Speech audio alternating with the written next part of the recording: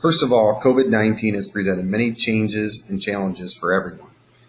Some precautions we're going to take practices are temperature checks will be taken. If anybody's over 100.4, the athlete will be sent home, and the athlete should be fever-free for 24 hours without reducing the fever with medication before returning. We'll ask the same system assessment questions we have throughout the year. All athletes will be required to have face coverings along with coaches and anybody else at practices. The locker room areas, they will need to remain 6 feet apart and have masks on.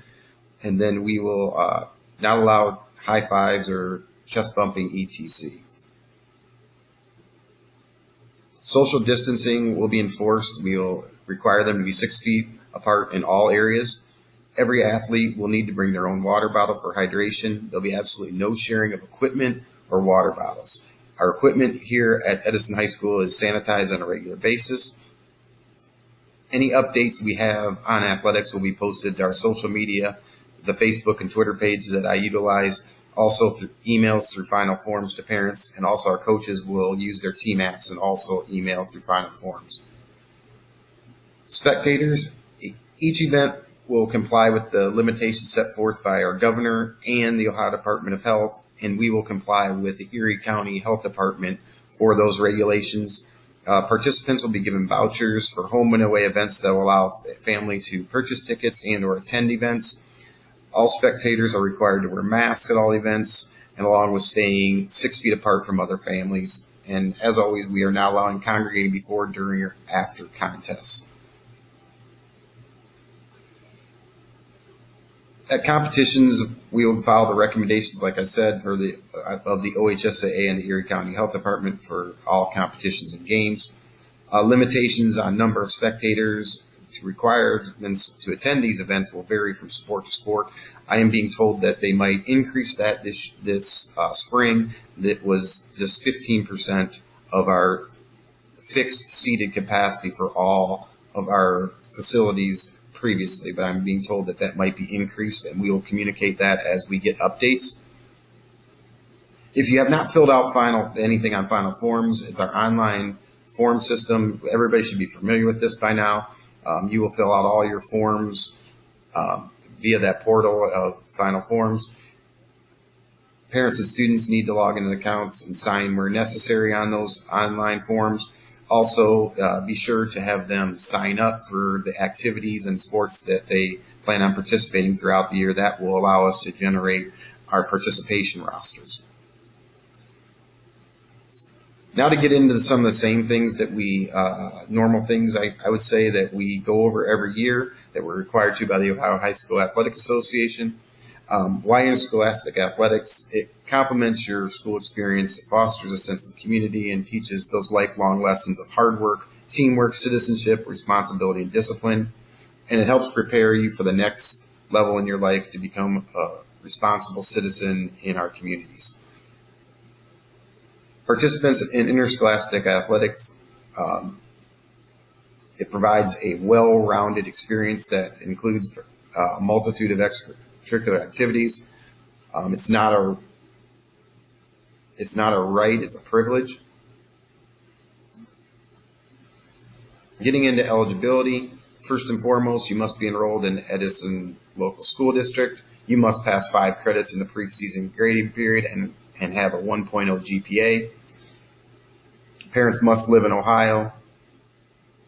If a student transfers, they are ineligible for 50% of the OHSAA tournament and that he or she participated in the previous 12 months. If you're in that situation, you need to contact the athletic department. A high school student only has 8 semesters to participate in athletics. Middle school, only 4 semesters.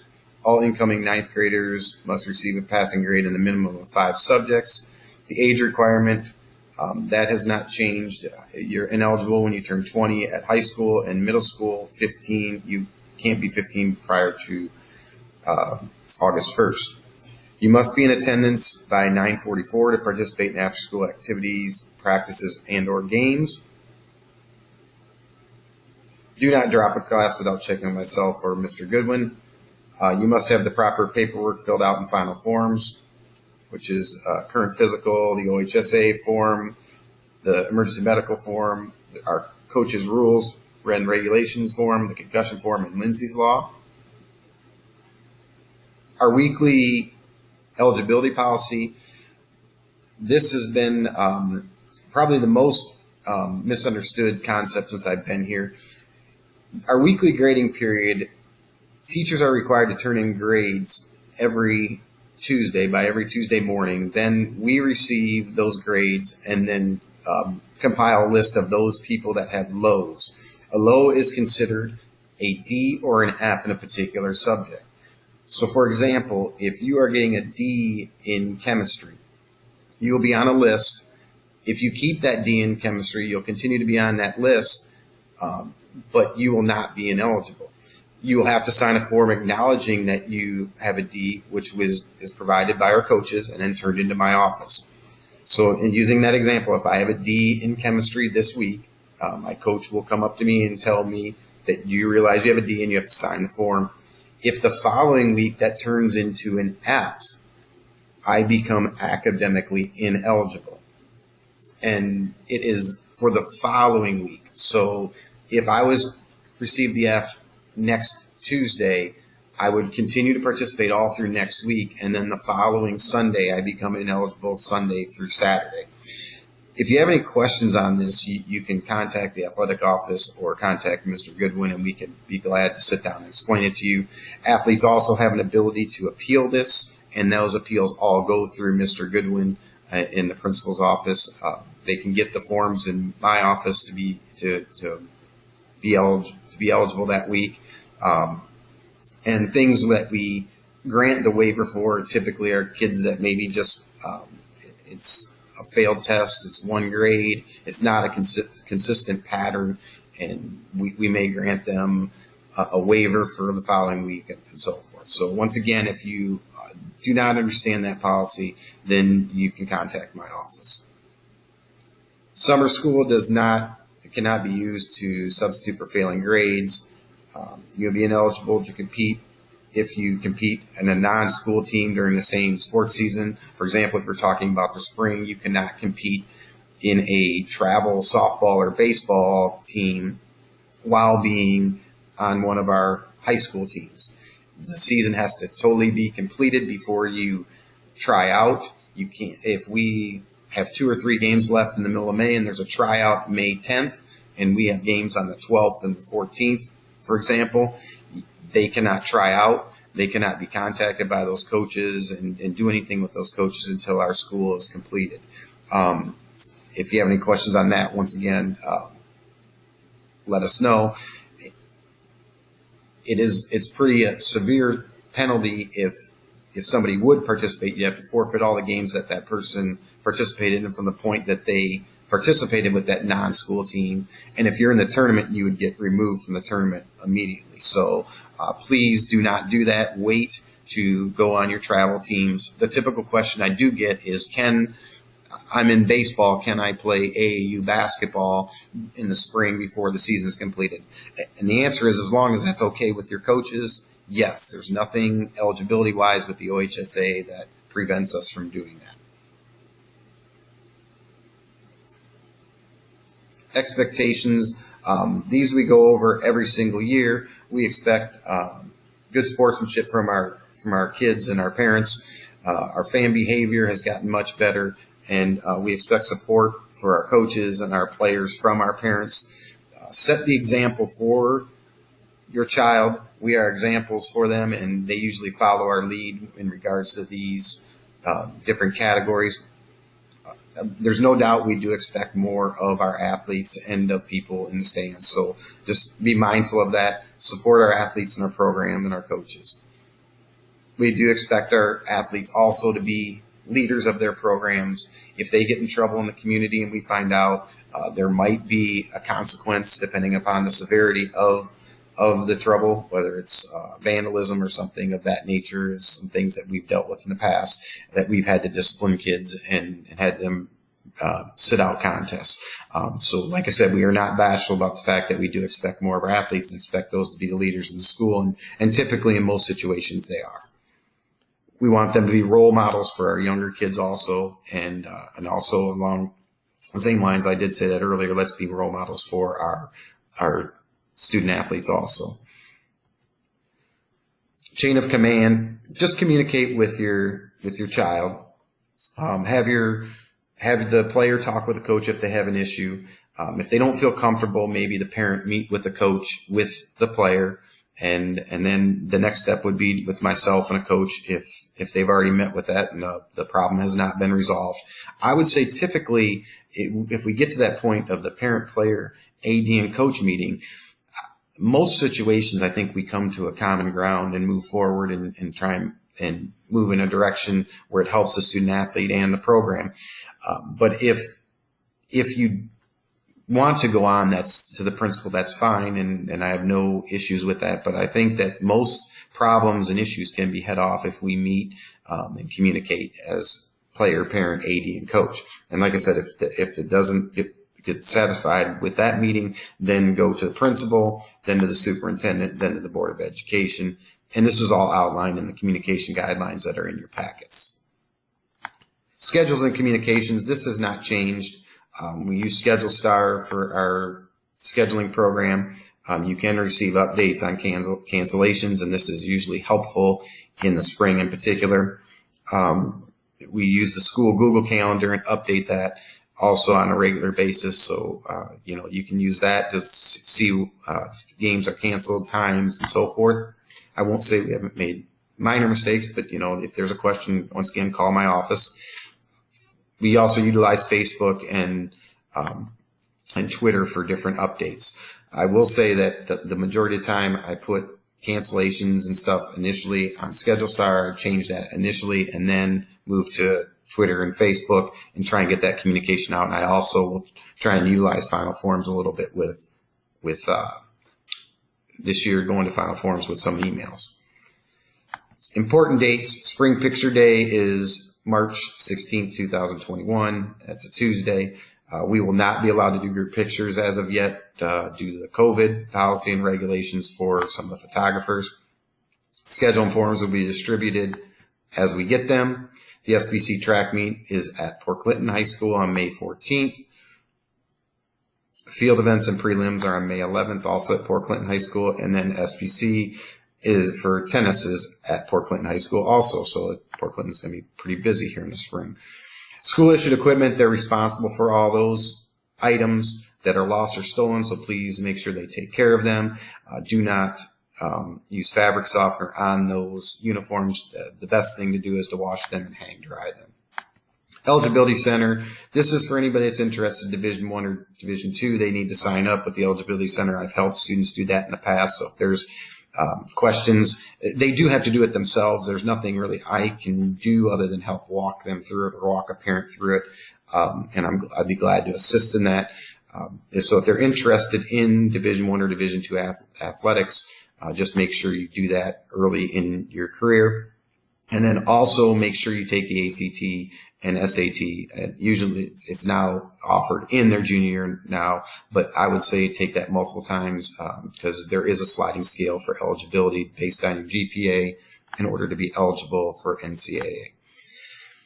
Varsity events will be $6 this year, and we must charge for OHSA sponsored events, and we won't know whether we host any of those things until later on down the road.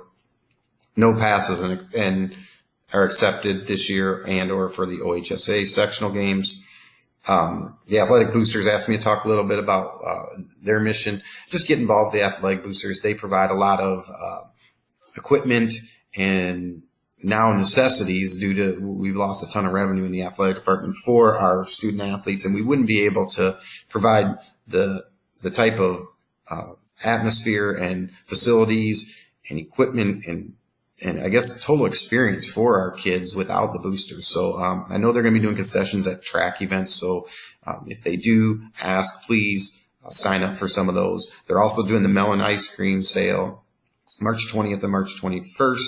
Again, to try and generate some funds. They lost the Melon Festival, so they've done it where they've had people drive up and buy the containers that way, not the ice cream cones and scooping like you're used to, but they did do it back in the fall, and it went very successful and sold out within 4 or 5 hours. So they elected to do another one to try and generate some funds.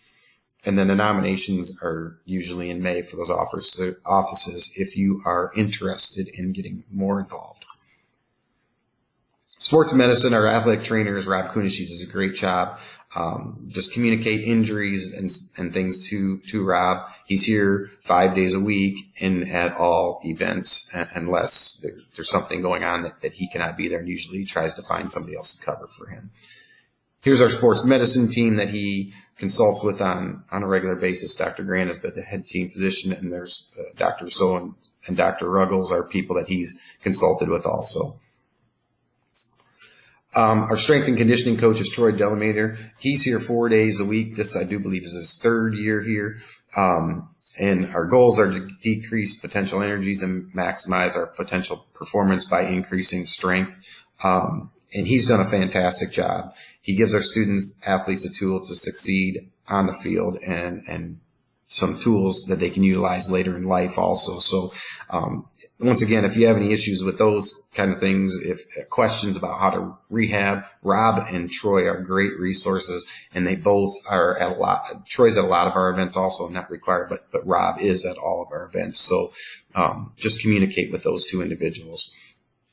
Concussions, there's no 3-strike rule, meaning once you have 3 concussions, you're done. That's usually decided by the doctor in consultation with the trainer and how often they've had them and so forth. But we've used impact testing, and we do follow the law when it comes to that. Concussions. Returning to play, there's 5, really a 6-step process. They first of all have to be asymptomatic for 24 hours or more. And then day 1, they do light activity. Day 2, moderate activity. And then heavy non-contact activity on day 3. And then full contact in a controlled practice, and then full contact in gameplay to return. And most of the time this is monitored by trainer Rob. I won't say that the doctors haven't done that also, but it's just much easier. But they have to be cleared and signed release from their physician allowing them to return to play before we allow them to play. We can't just go by, well, I'll sign off as a parent. Returning to sport, if a physician removes your child from an activity, your child must, after receiving treatment, they must receive a note stating their guidelines when they return to play. And once again, if you could communicate to the coaches and or trainer Rob, that way they can work together to find out the best plan of action, whether it's they need to do some exercises, whether trainer Rob has to run them through some testing before they go out, whether it's strength testing for an ankle or, like I said earlier, head injury. We are just adhering to the OHSA, NFHS, and NADA rules and regulations, and that it will be in consultation with trainer Rob before they return to play with the team physician. Lindsay's Law, this is, I would say, relatively new, probably in the last 6 years, 5-6 years. And it requires everybody to do Lindsay's Law training. Our coaches have this training, and then it also requires you to watch a video and sign off that you acknowledge the risks and the regulations of sudden cardiac arrest and so forth. So make sure, if you haven't done so, you do that. And once again, that form is on Final Forms, so you'd sign off on that in Final Forms once you watch the video. If there are any questions, obviously you can't ask them, but if you do have any questions, please call my office. I know this is tough times for everybody. We're doing the best we can to provide a great atmosphere for our kids and allow them to continue to participate and do the things that they love. And I know last year was trying times for all of us when we all had to sit back and not watch athletics. I missed it. Didn't realize how much I missed it, how much I enjoy watching our kids participate. So once again, we're glad to provide this experience for our kids. If you have any questions, you can call my office or email me. Thanks. Have a great day.